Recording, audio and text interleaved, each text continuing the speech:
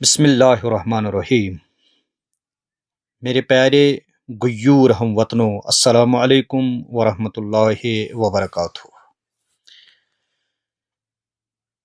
3 دن سے فقید المثال ہڑتال کرنے کے بعد کل یعنی بدھ کے روز 4 مارچ 2026 تمام عوام سے گزارش کی جاتی ہے کہ اپنے اپنے مساجدوں میں اور اپنے اپنے امام بارگاہوں میں فاتح خوانی اور ایصال ثواب کی مجالس منعقد کریں۔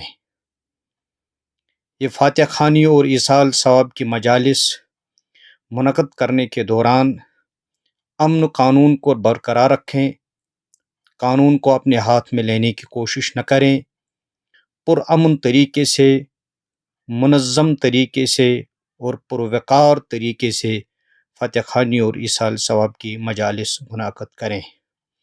اس کے ساتھ ایک اور گزارش ہے حکومت ہند سے، خصوصیت کے ساتھ منسٹری آف ایکسٹرنل افیئرز سے، ہمارے بچے اور بچیاں ایران میں زیر تعلیم ہیں، اس جنگی ماحول میں انہیں وہاں سے واپس لانے میں پہل کریں، پریارٹی بیسس پہ ان کو واپس اپنے گھروں کو لائیں، اور عالمی سطح پر جو اس وقت جنگی صورتحال بنی ہوئی ہے، میں تمام لوگوں سے گزارش کرنا چاہتا ہوں، جنگ کسی مسئلے کا حل نہیں ہے۔